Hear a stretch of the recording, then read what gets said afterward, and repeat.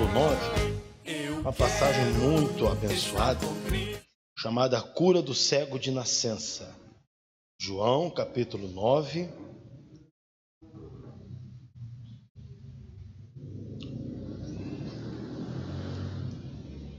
versículo 35. João, capítulo 9, versículo 35. A chamada cura do cego de nascença. Mas nós já vamos ver o final. E a gente vai e volta, para a gente entender bem aqui o que esse milagre representa para nós. O que esse milagre na vida desse cego representa para nós. Primeiro, se nós formos lá no início do texto, a gente vai ver que os discípulos, eles quiseram entrar numa discussão teológica a respeito daquela doença. Quem pecou para ele nascer doente? Ele, o pai, a mãe. E Jesus simplesmente ele sai daquela discussão. Jesus não entra naquela discussão. Jesus diz: nem ele pecou e nem os pais dele pecaram. Aconteceu porque aconteceu. Então Jesus não entra, Jesus não faz teologia sobre os problemas das pessoas. Às vezes uma questão que nos atrapalha muito é criarmos teologia em cima dos sofrimentos das pessoas. Se alguém está sofrendo, a gente logo quer saber se ela está em pecado, se o diabo entrou nela, se ela fez isso. Enfim, a gente sempre quer procurar fazer alguma teologia em cima do sofrimento da pessoa. E quando na verdade, se olharmos bem, a gente vai ver que muitas das vezes o culpado é nós mesmos. Não tem que fazer nenhuma teologia, nem procurar fora de nós. 99% dos casos, a questão está conosco. O problema está conosco. Então, Jesus cura esse rapaz, ele faz um emplasto de lama e saliva e passa nos olhos desse rapaz e o manda lavar-se no tanque de Siloé, que quer dizer o enviado. Ele volta enxergando, e quando ele entra no templo, veja, ele é expulso do templo. Nós vamos ver depois só o finalzinho dessa expulsão do cego do templo. Ele é expulso. Os donos do templo não aceitaram o fato daquele jovem reconhecer que quem o havia curado era Jesus. Eles não aceitaram. Eles não aceitaram. Então ele é expulso do templo. E aqui nós vimos já nos cultos da manhã que Jesus e a religião vai chegar uma hora em que os dois não será possível servir. Vai ter um momento que eu vou ter que decidir: ou eu sirvo o que Jesus ensinou, ou eu sirvo a religião. Qualquer religião. Da evangélica, católica, espírita. Vai chegar uma hora em que haverá um conflito. E eu vou ter que saber a quem servir. Ou a religião, ou a Jesus. Porque Jesus ele se torna incompatível. Jesus e os seus ensinos vai chegar uma hora em que ele se torna incompatível com a prática das religiões. Por exemplo, o ladrão na cruz, quando ele é perdoado, ele diz: Senhor, lembra-te de mim quando entrares no reino. Você conhece. E Jesus diz para ele: ainda hoje estarás comigo no paraíso. Nenhuma religião concorda com isso. Nenhuma. A católica diz que se não fizer a primeira comunhão, vai para o purgatório. Não é isso ou não? A evangélica diz que se não for batizado, você não vai não. Se não pagar o dízimo direitinho, não está danado. A religião espírita diz que tem que reencarnar para poder alcançar essa plenitude. E Jesus diz: não é hoje que você vai estar comigo no paraíso. Você vê que nenhuma das religiões, até as ditas cristãs, chega uma hora em que não se fundem.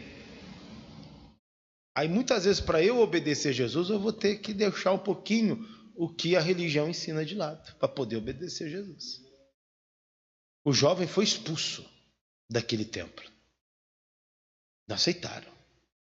Aí Jesus, andando na rua, aí vem o versículo 35, e ouvindo Jesus que o tinham expulsado, foi expulsado e encontrou-o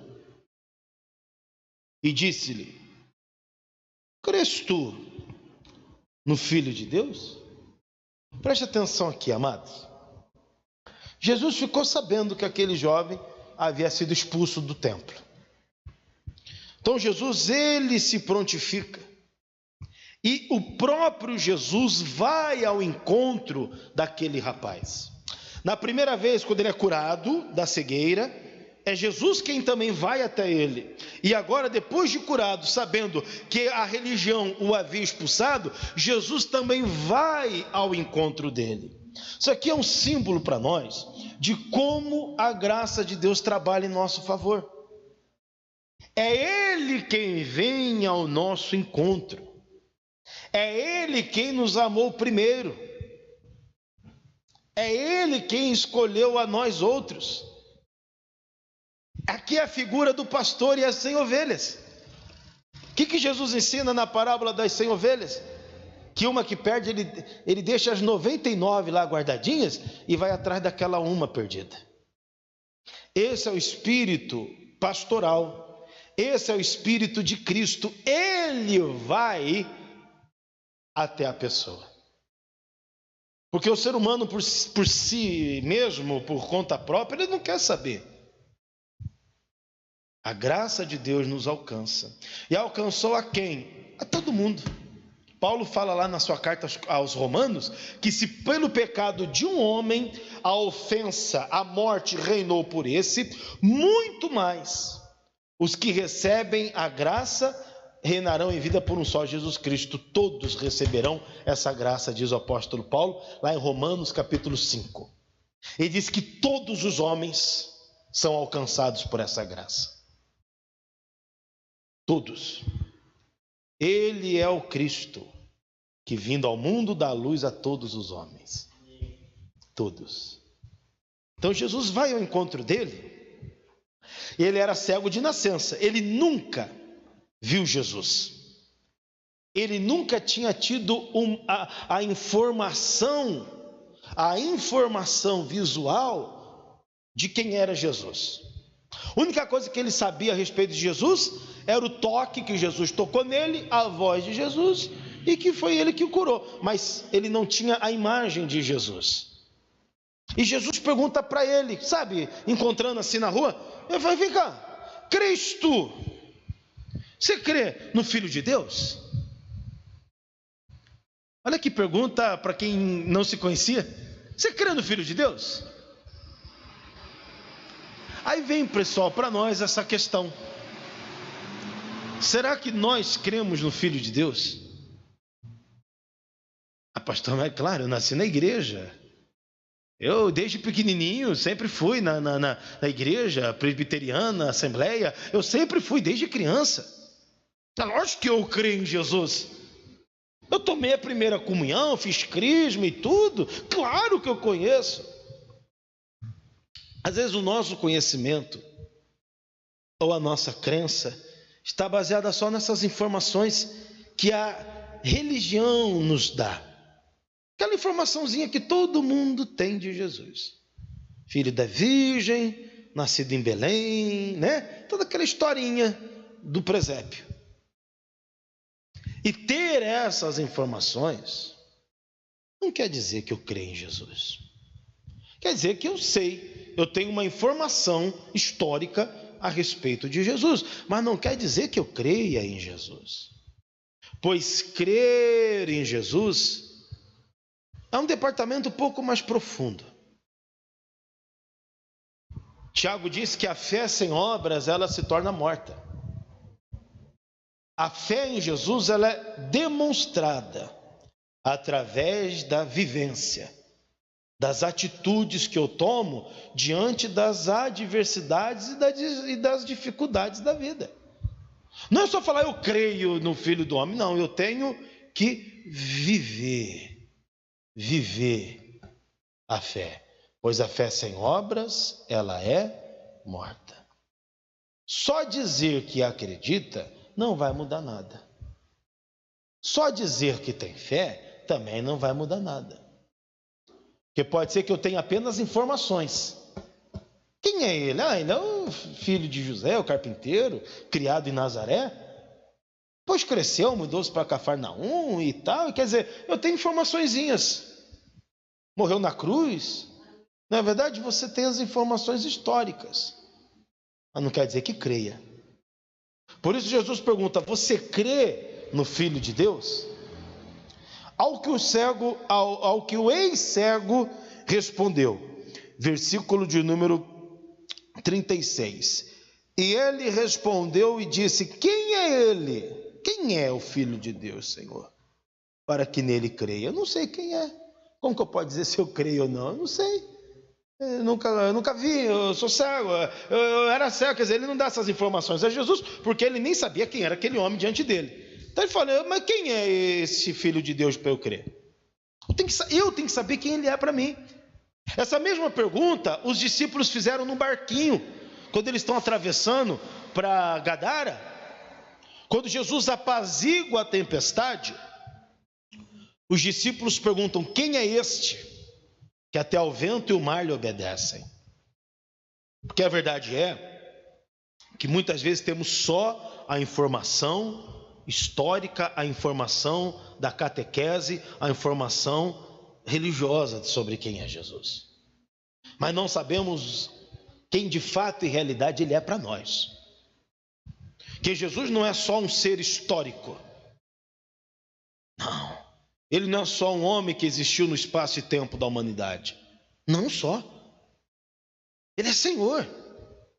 Ele é dono de tudo. Ele é o Criador de todas as coisas. Antes mesmo do mundo existir, ele já era. Antes que Abraão existisse, eu sou, disse Jesus. O mundo foi criado debaixo do sangue dele.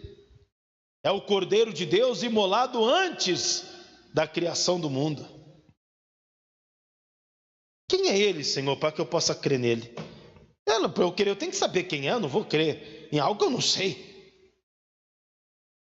Aqui eles estão conversando como dois desconhecidos. Aí Jesus responde assim para ele, porque era cego. 37, e Jesus lhe disse, olha que lindo.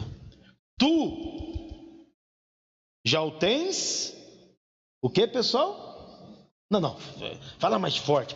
Tu já o tens visto.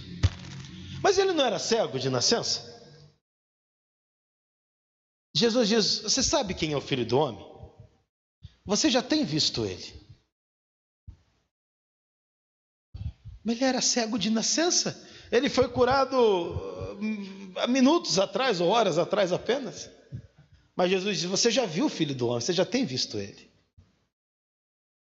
Aqui Jesus fala de uma visão que não é a visão dos olhos naturais, é a visão da alma. A gente vê Jesus com a alma, a gente enxerga Jesus com os olhos do Espírito. Por isso Jesus diz, você já tem visto, você sabe quem ele é, você já o conhece, ainda que você nunca tenha visto ele com os olhos naturais, mas você já viu ele. Quando Pilatos está julgando Jesus, a mulher de Pilatos chega desesperada e diz, não mexe com esse homem é santo. Ela não sabia explicar, mas ela só disse, esse homem tem alguma coisa de diferente, porque à noite ele veio em sonho, e muito me perturbou. Não mexe com esse homem, deixa ele solto. Vê como as pessoas, até quem não conhece Jesus, vê Jesus. Jesus revela de todas e de qualquer forma. E de todas as formas. Por isso que muitas pessoas que não têm a informação, essa que nós temos aqui, no nosso lado ocidente do globo, muitas pessoas não têm a informação que nós temos, mas estão servindo Jesus, sem saber que estão servindo Jesus. Você já tem visto a Ele. Você já tem visto. Como que você não sabe quem é? Você já tem visto. Nós temos que aprender a ver Jesus. Não somente ter as informaçõezinhas, mas ver Jesus. E eu vejo Jesus com a alma. Eu vejo Jesus quando me compadeço do meu próximo. Porque o meu próximo e Jesus é a mesma coisa. Porque Jesus está no próximo. Não é o que ele ensina? Você quer dar um copo d'água para mim? Dá para um pequenino que está passando sede. Você deu para mim, porque eu estou nele. Nós temos que aprender a usar os olhos da alma. Porque os olhos físicos, muitos com o passar do tempo, vai ficando fraquinhos. Algum problema congênito, algum problema genético, ou algum problema da vida. Faz com que os olhos vão ficando embaçados, perde o foco. Mas os nossos olhos da alma nunca podem envelhecer. Os físicos envelhecerão. Nem todo mundo tem a sorte que alguns têm. Como minha avózinha de 100 anos morreu, e não usava óculos. Colocava linha na agulha até antes pouco de morrer. Sem usar óculos, nem tremia nem nada. Eu, bisneto dela, não tive a mesma sorte. Já com 20 anos tive que usar óculos. E uso até fazer quase 20 anos que eu uso. Coisas da vida, mas os olhos da alma não podem se escurecer. A questão é que às vezes com o passar da vida, a gente vai deixando a nossa alma ficar cega. A gente deixa de ver Jesus, a gente vai se tornando seres tóxicos, seres tão amargurados, tão murmuradores. A gente não vê mais Jesus, a gente só vê problema, a gente só vê diabo, a gente só vê trevas, a gente só vê morte, a gente não consegue se alegrar com nada. Quando uma criança nasce, glória a Deus, e alegria, e churrasco. Mas quando alguém morre, a gente, cadê Jesus? Por que Jesus fez isso? Peraí, é a mesma coisa. São apenas etapas da vida, mas o ciclo é o mesmo. Mas a gente não consegue ver Jesus nas perdas. A gente só quer ver Jesus ou só vê Jesus nos ganhos. Mas Jesus também está nas perdas. Jesus também está na lágrima, Jesus também está nos dias de tempestade, Jesus está também nos dias de trevas. Por isso ele diz, você já o tem visto, rapaz. Com os olhos da alma, com os olhos do Espírito, você já conhece Ele. E ele continua dizendo, tu já o tens visto, e é aquele que fala contigo, sou eu. E o cego disse, eu creio, Senhor. E o adorou. Meu irmão, diante de Jesus, ou eu adoro, ou eu caio fora. Não existe meio termo em Jesus. Não existe mornidão em Jesus. É mornidão, né? Deve ser isso aí. Mornidão. Não existe. Ou eu adoro, ou eu caio fora. O que ele fez? És tu? Que adorou, é o Senhor mesmo. Eu já te conheço, eu lembro da tua voz. Ele adora. Sabe, pessoal, isso aqui parece algo tão simples para nós. Mas se você pegar o histórico desse menino, nos versículos anteriores, você vai ver que os pais dele lavam as mãos para ele. Quando os donos do templo chamam ele, falam, mas você mesmo era cego, quem te curou? Mas foi Jesus. Manda chamar os pais dele. Manda chamar os pais dele. É verdade que seu filho era cego? E os pais dele simplesmente falaram, olha, ele é maior de idade, ele que se vire. E vai vir as costas. Você vê que ele foi abandonado pelos pais, rejeitado pela religião, mas foi abraçado por Jesus. Jesus, ele abraça os inabraçáveis, os rejeitados. Aqui Jesus mostra o espírito do bom pastor. Os pais não queriam mais ele. Só você lê, é só ler. Ele já é maior, é ele que responda por ele mesmo. Porque eles ficaram com medo também de ser expulsos. Eles deram mais valor ao templo do que ao filho. Eles tinham medo de serem expulsos também. Olha, nós não vamos nos meter nisso. Ele já é grande, ele que responda por si só.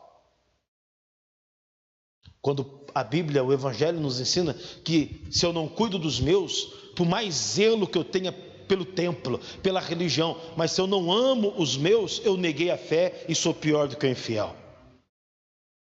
Então Jesus, ele acolhe aquele menino. Ele abraça esse menino. Isso é Jesus.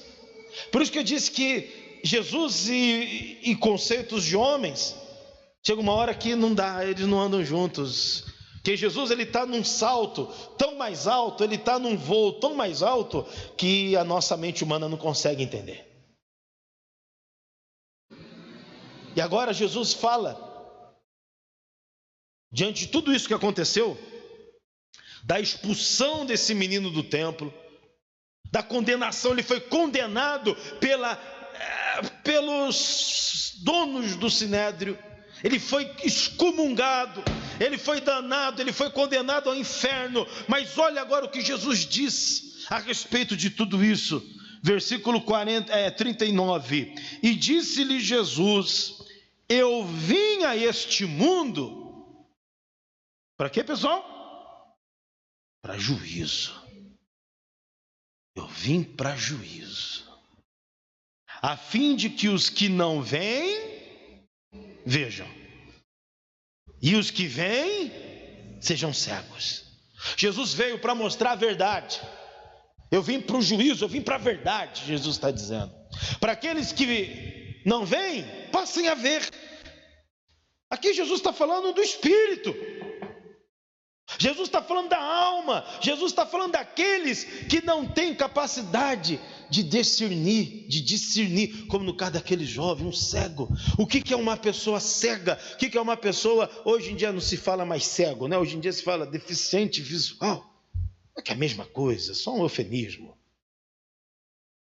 Uma pessoa cega é aquela que não consegue captar a luz.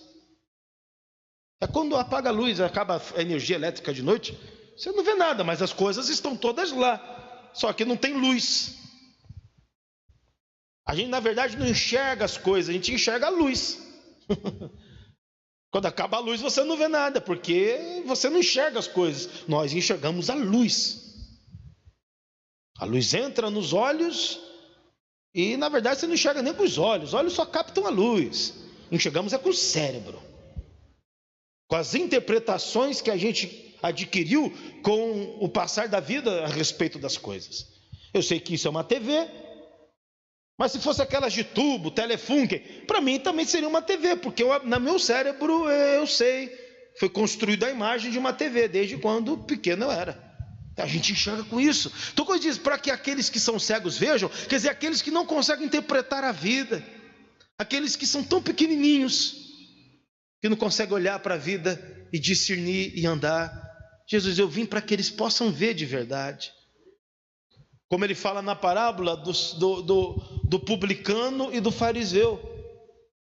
Quando eles vão ao templo, esses dois, o fariseu era o dono do céu, os salvos, os que já estavam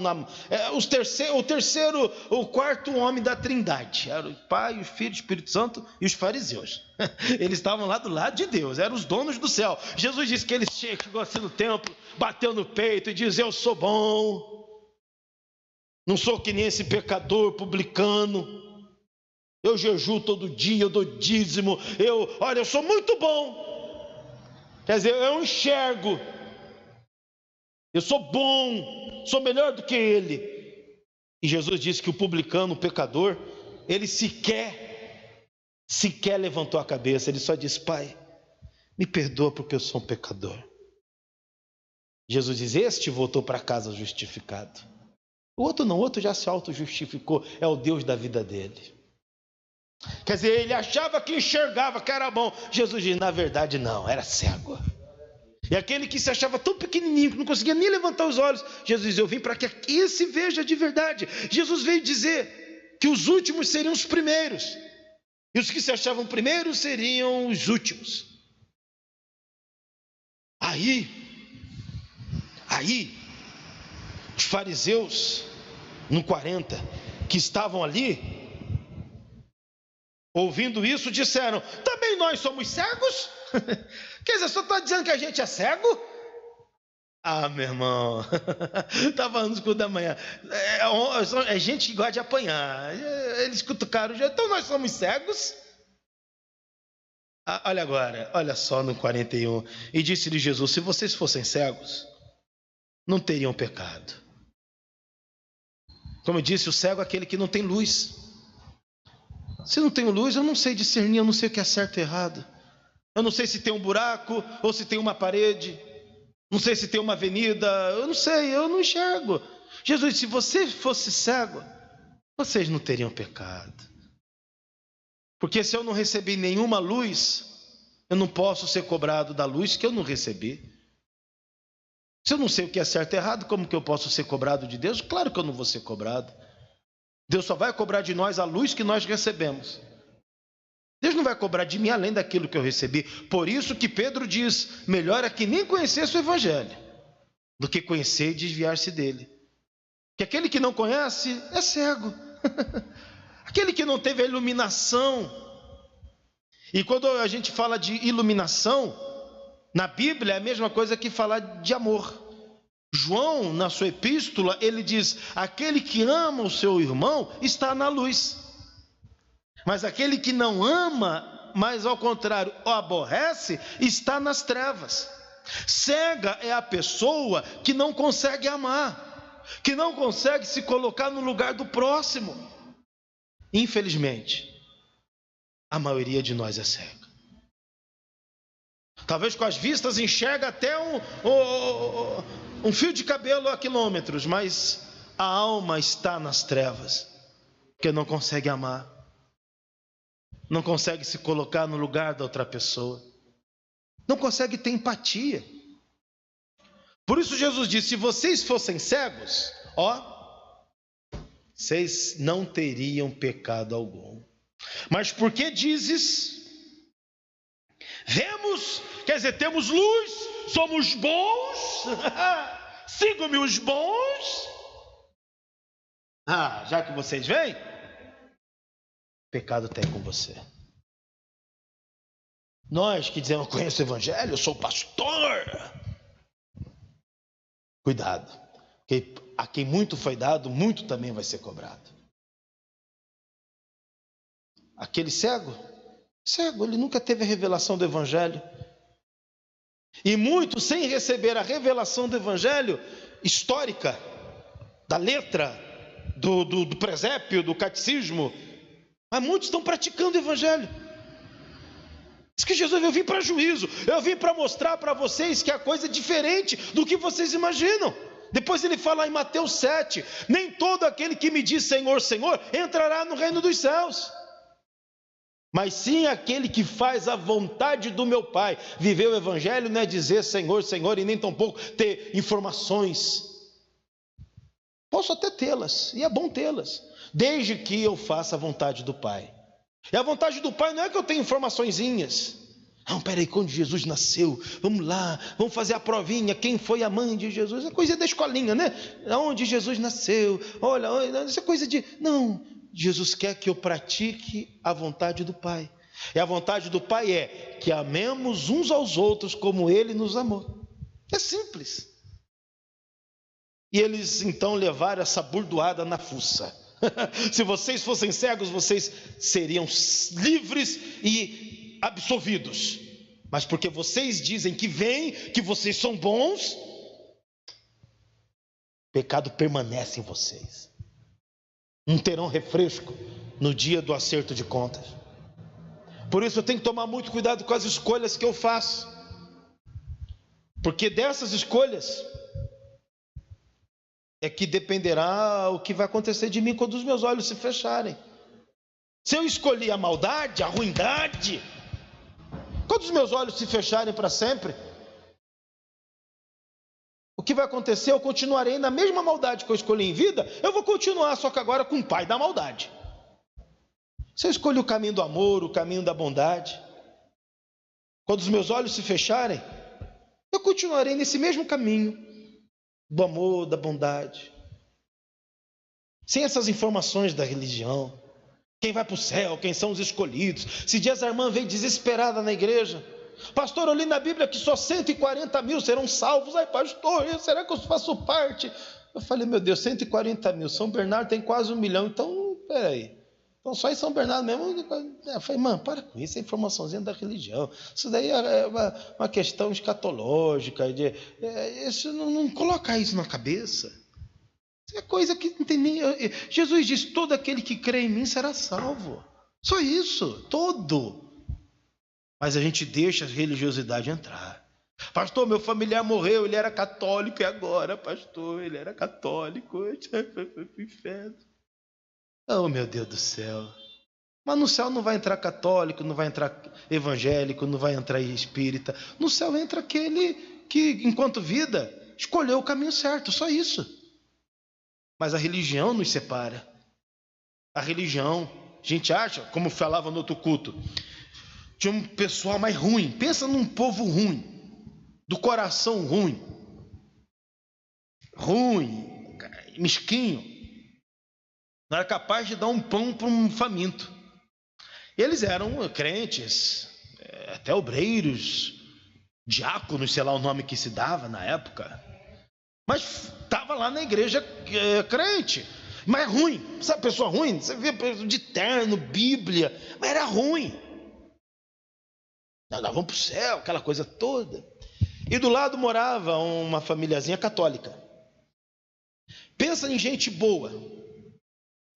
Pensa em gente que tirava a roupa do corpo para dar para o outro. Aí eles falam: nós vamos para o céu. Aí eu pequeno ficava olhando aquilo. Rapaz, essa conta não está fechando. Eles vão no lugar que eles dizem que é certo, né? Vão à igreja e glória a Deus. Só que eles são tão ruins e dizem que vão para o céu. Não vou me meter nessa questão.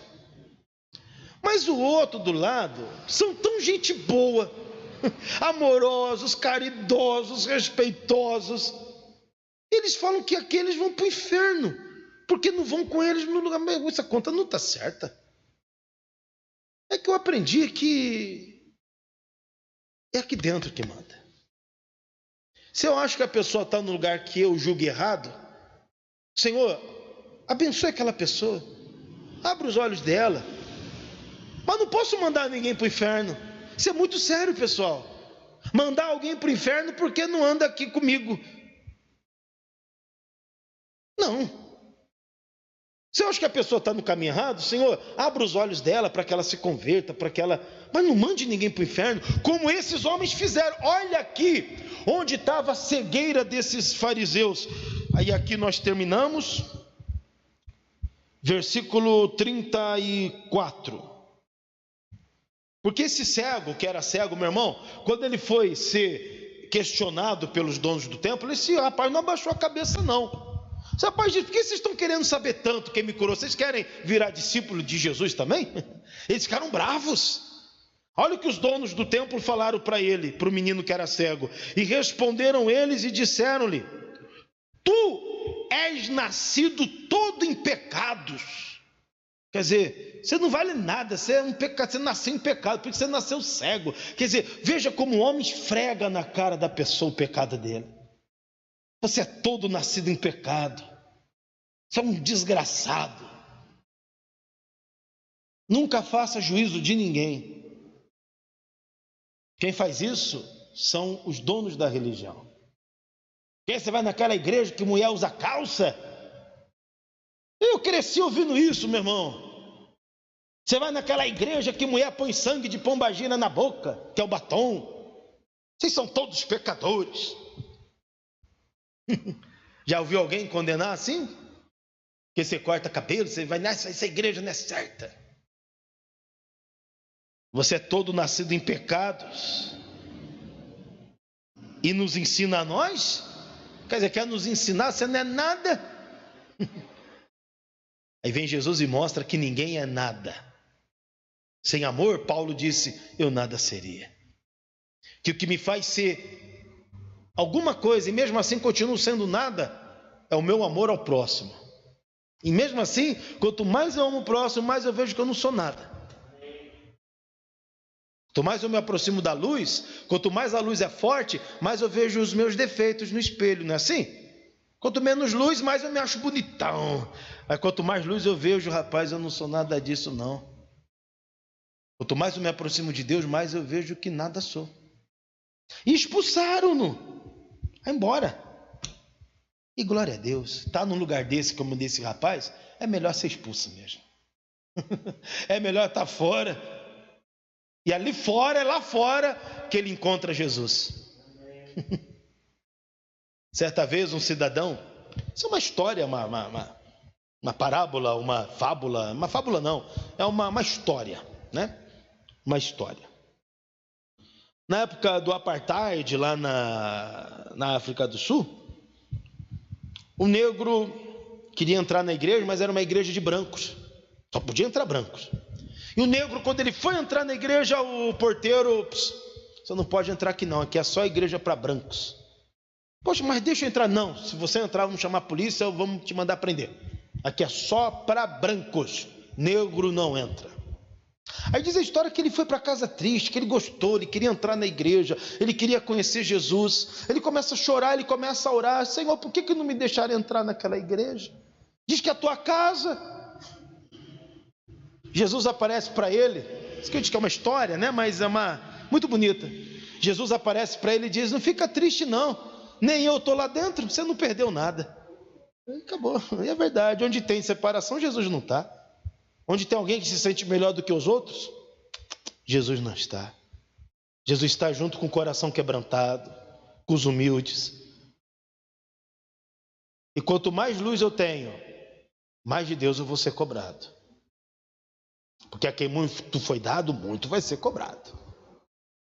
Que Deus nos abençoe, pessoal, que a nossa alma nunca se enegreça, nunca se escureça, que a gente nunca perca essa capacidade de enxergar o próximo, de enxergar Jesus nas pessoas e de amar. Que o dia que a gente perder isso e começar a julgar como eles, você é tudo nascido em pecado, você está sofrendo porque você tem muito pecado. A gente pode ter a visão da religião, saber orar o Pai Nosso, conhece as historinhas bonitinhas, mas o olhar de Jesus não é esse. O olhar de Jesus é aquele que vai até o pecador e o salva sem fazer sobre o pecador nenhuma doutrina de teologia.